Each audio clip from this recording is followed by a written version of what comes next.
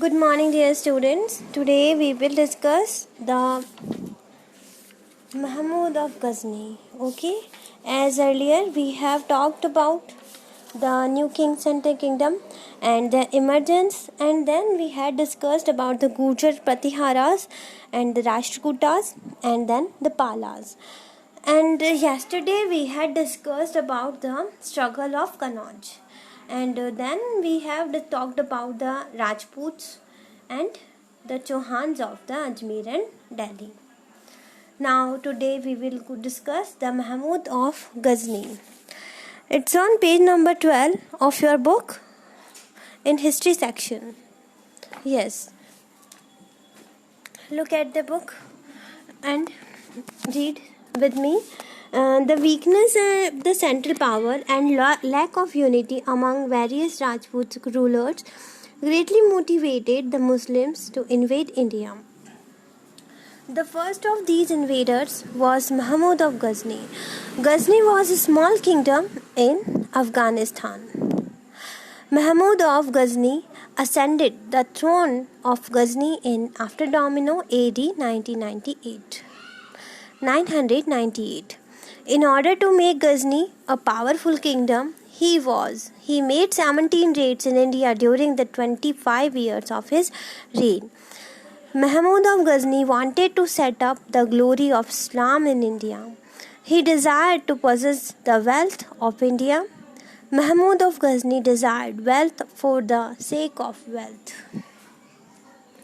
He needed resources to continue his policy of expansions of the empire. Therefore, the wealth of India was alluring for him. He wanted to fulfill his desires of conquering Central Asia. Therefore, he attacked India to plunder her wealth. India's weak political conditions invited him. He wanted to claim religious merits by invading the temple towns of India. He did not face any tough resistance from the Indian ruler. अभी बेटा मैंने जो आपसे बात कही है इसमें मैं आपको बताना चाहती हूँ दैट हमारी जो सेंट्रल वीकनेस जो थी, मेन वीकनेस क्या थी कि किसी भी तरह की सेंट्रल पावर नहीं थी. ठीक है, राजपूत रूलर्स के बीच में एक यूनिटी नहीं थी, तो उससे मुस्लिम्स जो है मोटिवेटेड होते थे दैट वो इंडिया पर बार बार इन्वेड करते थे, आक्रमण करते थे. सबसे पहले जो इन्वेड किया था, सबसे पहला इन्वेडर महमूद ऑफ गजनी था. इसलिए इसको हिस्ट्री में बहुत ज़्यादा जाना जाता है दैट महमूद ऑफ गजनी कौन था. ठीक है, क्यों जाना जाता है? बिकॉज इसी पर्सन ने इंडिया पर सबसे ज़्यादा इन्वेड किया, सबसे पहले इन्वेड किया था. ठीक है, गजनी सिर्फ और सिर्फ अफगानिस्तान का एक छोटा सा किंगडम था. ठीक है, जिसने क्या है 998 में जो अपने थ्रोन पर बैठा था. ठीक है, अब वो अपने किंगडम को पावरफुल बनाना चाहता था, तो उसने 17 टाइम्स इंडिया में 25 ईयर्स के अंदर उसका जो किंगडम था, उसको पर्टिकुलर उसका रीन था, जब तक वो थ्रोन पर बैठा रहा, उस टाइम में 25 ईयर्स के टाइम में उसने 17 टाइम्स तक इंडिया में रेड की. दैट मीन 17 टाइम्स उसने अलग अलग टाइम पर रेड किया, दैट इन्वेड किया. महमूद ऑफ गजनी जो है वो क्या चाहते थे कि इंडिया में इस्लाम की ग्लोरी फैले. इस्लाम दैट मीन मुस्लिम्स की काउंटिंग जो है वो बढ़ती जाए कंटिन्यूसली. जो इंडिया है it must be become Islamic country according to Mahmud of Ghazni. He wanted to become a Islamic country to India. वो चाहते ही यही थे कि सिर्फ और सिर्फ इंडिया की वेल्थ उनके हाथ में आ जाए, इंडिया एक इस्लामिक कंट्री बन जाए. उनकी वेल्थ ही, उनकी इच्छा ही यह थी दैट कि वेल्थ जो है इंडिया की उनके अंडर में आ जाए.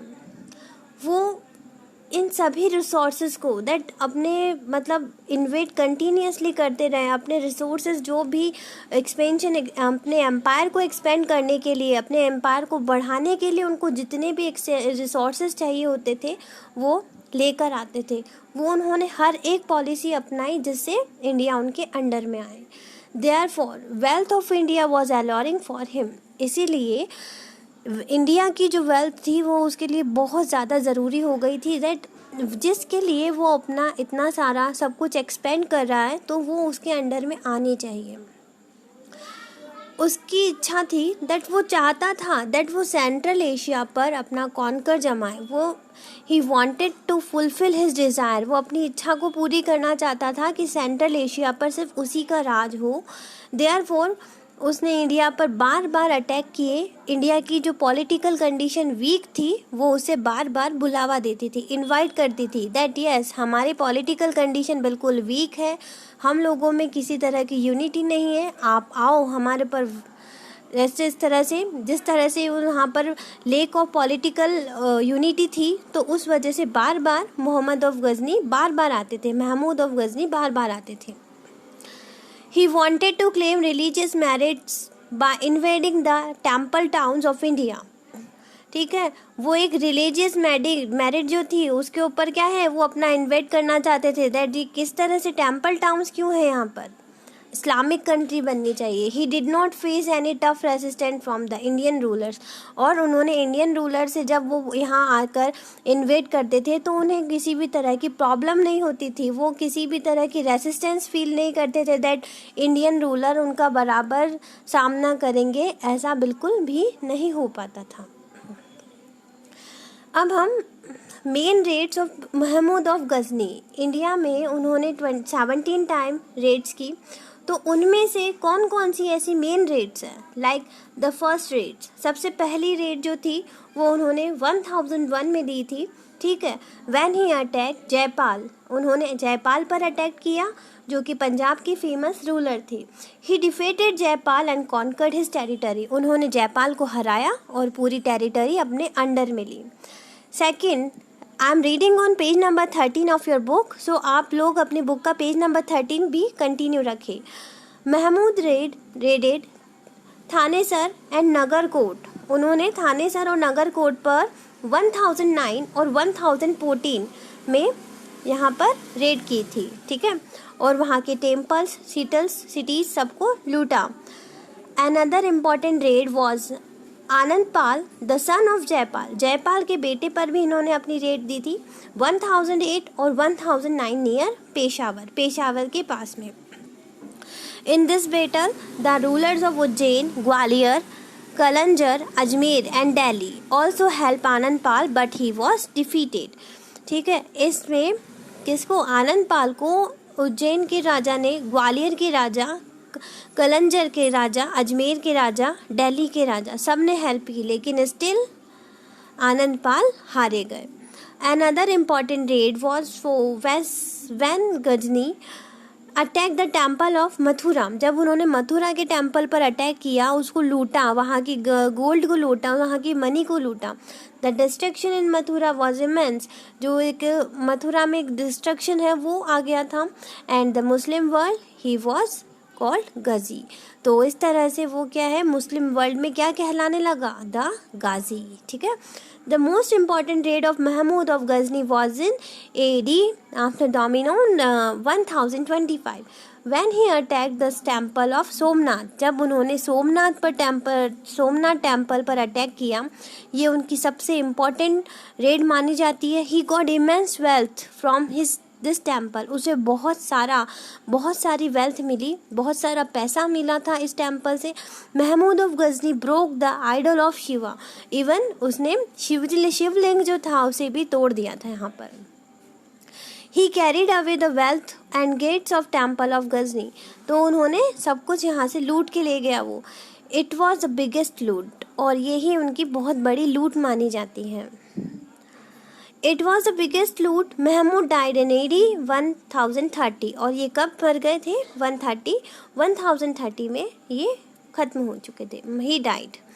Results of Mahmud of raids, Mahmud के रेड्स की क्या क्या रिजल्ट रहे। Raid expose the political weakness of rulers of India and encourage foreigners to invade India.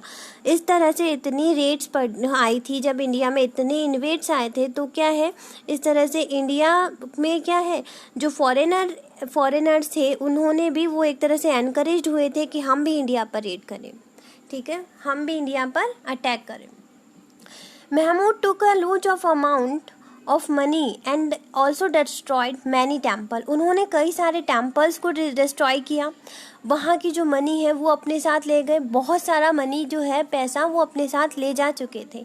Punjab passed into the hands of Ghazni, the Muslim kept in under their control more than 150 years। तो पंजाब इस तरह से गजनी के हाथ में चला गया और मुस्लिम्स ने 150 ईयर्स तक यहाँ पर राज किया। The raid of Ghazni greatly added suffering to the people at large। The excess committed by Mahmud created a wedge between the Hindus and the Muslims। So red, ये गजनी की जो रेड थी, इसी तरह से लोग बहुत ज़्यादा सफ़र करने लगे, एक्सेस कमिटेड हो गए थे महमूद से, जो महमूद ने इतना जो नुकसान किया था, ठीक है, एक तरह से जो एक रिलेशनशिप हिंदू और मुस्लिम के बीच में अच्छी बनने जा रही थी, उसे बिल्कुल ख़त्म कर दी थी महमूद ऑफ गजनी ने। सो स्टूडेंट्स, यहाँ हमने महमूद ऑफ गजनी के बारे में पढ़ा, उनके मेन रेट्स कौन कौन सी थी इस बारे में पढ़ा, एंड देन उसके रिजल्ट्स क्या रहे इसके बारे में पढ़ा।